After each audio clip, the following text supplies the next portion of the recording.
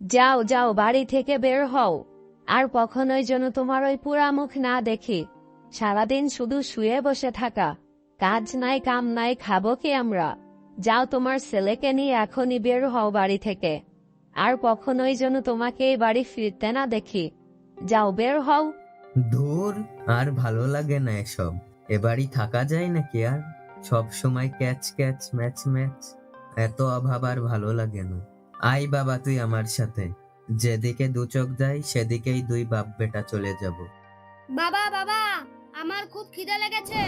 দুদিন ধরে তো বাড়িতে কিছুই খাইনি। কাজ করে কোথা থেকে একটু খাবারও আনো না। এত দূর হাঁটিয়ে আনলে। এমনিতে আরো খিদে পেয়েছিল, এখন তো খিদে দ্বিগুণ হয়ে গিয়েছে। পেটে চুচোই টন দিচ্ছে। যেখান থেকে পারো আমাকে খাবার এনে দাও। আরে বাবা, তুই দেখলি তো, তোর মা খাবারের জন্যই আমাদের বাড়ি থেকে বের করে দিল। এখন তুই খাবারের জন্য ঘ্যান ঘ্যান করিস না তো। এই ঘন জঙ্গলের ভিতর তোকে কোথা থেকে খাবার এনে দেবো এখন? চুপ করে থাক, আশেপাশে খুঁজে দেখি কিছু পাওয়া যায় কিনা। বাড়ি থেকে সজীবের বউ বের করে দেওয়াতে তারা রাগ করে ঘন জঙ্গলের মধ্যে চলে এসেছে হাঁটতে হাঁটতে। এখন তার ছেলে খিদেতে কাতরাচ্ছে, কোথায় যাবে তারাও জানে না। তারা এদিক ওদিক হাঁটতে লাগলো। হঠাৎ করে সামনে তারা এমন কিছু দেখতে পেল যেটা তারা কখনো কল্পনাই করেনি। বাবা, ওদিকে দেখো। ওটা একটা গুহা বলে মনে হচ্ছে না? ওর মধ্যে তো দেখি আলো জ্বল করছে। হ্যাঁ রে বাবা, দেখে তো একটা গুহা বলেই মনে হচ্ছে।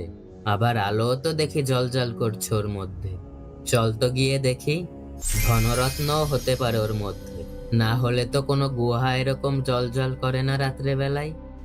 সজীব এবং তার ছেলে গুহার মধ্যে গিয়ে যা দেখতে পায় সেটা যেন রূপকথার গল্পের সাথে হুবহু মিলে যায়। বাবা, ওটা দেখো। মনে হচ্ছে তো একটা গ্রাম। কি বলিস রে বাবা? এ তো দেখি সত্যিই একটা গ্রাম। এই ঘন জঙ্গলে গুহার মধ্যে কে গ্রাম বানিয়ে রাখবে রে? চল তো গিয়ে দেখি। বাবা, এটা আবার কোনো ফাঁদ নয় তো? আমাদের যাওয়াটা কি ঠিক হচ্ছে? আমরা যে গুহার দরজা দিয়ে প্রবেশ করেছিলাম, সে দরজা তো আর দেখছি না। পিছনে তাকিয়ে দেখো, ওটা তো দেখতেই পাচ্ছি না। আগে চল তো, অত চিন্তা করিস না। 2-3 দিন ধরে না খেয়ে আছি। আগে ঢুকে কিছু খাবার খুঁজি, দেখি কোনো বাড়ি থেকে খাবার দেয় কিনা। আর একটা গ্রামের ভিতর কি বা বিপদ থাকবে। চল তুই চল। সজীব এবং তার ছেলে মিলে গুহার মধ্যে দিয়ে হেঁটে সেই গ্রামের দিকে যেতে শুরু করলো। এটা যেন এক অলৌকিক দৃশ্য। এত সুন্দর জায়গা যেটা বলে বোঝানো যাবে না। ছিল অনেক সুন্দর ঝর্ণা, পাহাড়, অনেক সুন্দর সুন্দর বাড়ি, কিন্তু কোনো মানুষ ছিল না। যদিও ছিল দু একজন। কি হয়েছিল এইখানে যে এই গুহার মধ্যে গোটা একটা গ্রাম এসে পড়েছে? কিভাবে হলো এটা? এই যে কাকু, শুনছেন? আমাদের কি কিছু খাবার দেয়া যাবে? 2-3 দিন ধরে না খেয়ে আছি, খুব কষ্ট হচ্ছে। সজীবের ছেলে গিয়ে একটা বাড়ির দরজায় কড়া নাড়লো। সেখান থেকে বেরিয়ে এলো মোটা মতো, একটু ভয়ঙ্কর গোছের দেখতে একজন লোক। তারা ভেবেছিল হয়তো এখানে কোনো কাকপক্ষীও নেই, কিন্তু একটা আস্ত মানুষ বেরিয়ে এলো। তারা যেন একটু আশ্বস্ত হলো। কি বাবুরা, গ্রামে তো মনে হচ্ছে আপনারা নতুন। আপনারাও তাহলে নতুন শিকার হয়ে আসলেন। খিদে পেয়েছে তো? চলো চলো, এখানে খাবারের কোনো অভাব নেই। পাহাড় ভর্তি কেক, আবার আছে আমাদের কাছে রসগোল্লার বাড়ি। অনেক ভালো ভালো খাবার পাবে। চলো চলো, আমি নিয়ে যাচ্ছি।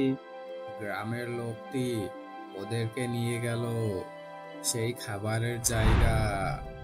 সেখানে ছিল হরেক রকমের খাবার। কোনটা ছেড়ে কোনটা খাবে সেটাই তারা বুঝছিল না। ছিল কেক দিয়ে তৈরি করা পাহাড়, রসগোল্লার ঘর, আরো বিভিন্ন ধরনের খাবার দাবার, যা তারা এই যুগ ধরে খেয়েও শেষ করতে পারবে না। তারা দেখতে পেল ধনরত্নেরও কোনো অভাব নেই, অনেক টাকা পয়সা এদিক ওদিক ছড়ানো ছিটানো রয়েছে। এই গুহার গ্রামে কিছুরই অভাব ছিল না। বাবা দেখেছো কত খাবার, খাওয়া শুরু করো আর কিছু ভেবো না। কত খাবার, কেকের পাহাড়, আমি তো যত পারবো তত খাবো। তোমরা যত পারো খাও, যত ইচ্ছা হয় এখান থেকে ধনরত্ন নিয়ে যেও, কিন্তু বাবা তোমরা দয়া করে আমাদেরকে সাহায্য করো। আমরা তো এখানে ফেঁসে গিয়েছি, সাথে মনে হচ্ছে তোমরাও। দয়া করে কিছু করো। তোমাকে আর তোমার ছেলেকে দেখে তো অনেক বুদ্ধিমান মনে হচ্ছে, আমাদেরকে বাঁচাও। আরে আরে, আপনি এমন করে বলছেন কেন?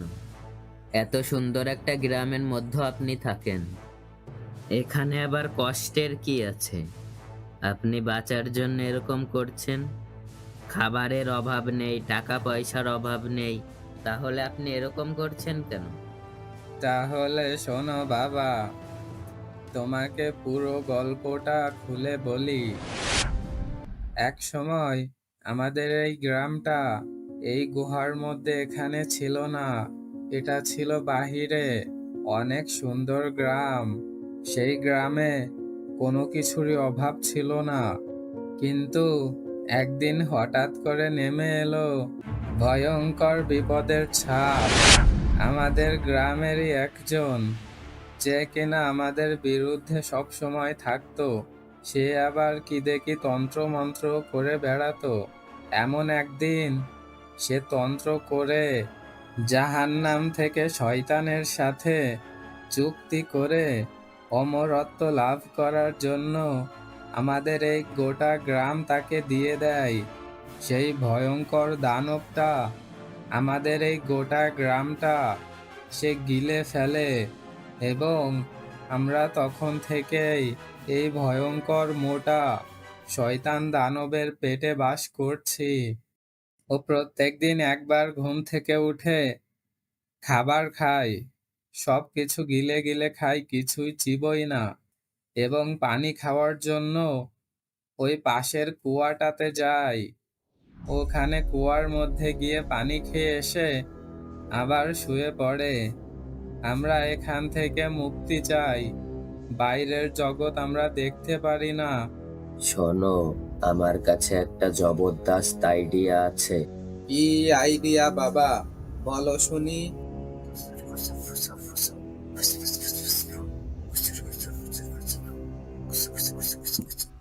আমরা যেখান দিয়ে এসেছি সেখান দিয়ে বের হওয়ার রাস্তাটা আমরা খুব ভালোভাবেই চিনি।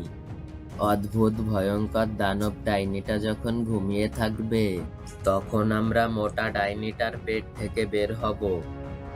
তারপর ডাইনির পেটে কিছু পাথর রেখে দিয়ে আমরা ওর ওই বিশাল বড় পেটের রাস্তাটা বন্ধ করে দিব। ওর পেটে আরো আরো বেশি পাথর ঢুকিয়ে অনেক বেশি ভারী পেট করে দেব। তারপর যখন ও কুয়াতে পানি খেতে যাবে, ও নিজের পেটের ভার আর সইতে না পেরে কুয়ার পানিতে উল্টে পড়ে যাবে। পাথরের ভারে কুয়ার আরো বেশি গভীরে তলিয়ে যাবে। তারপর এই পৃথিবী মুক্তি পাবে এক ভয়ঙ্কর দানব ডাইনির হাত থেকে। আমরাও মুক্তি পেয়ে যাব।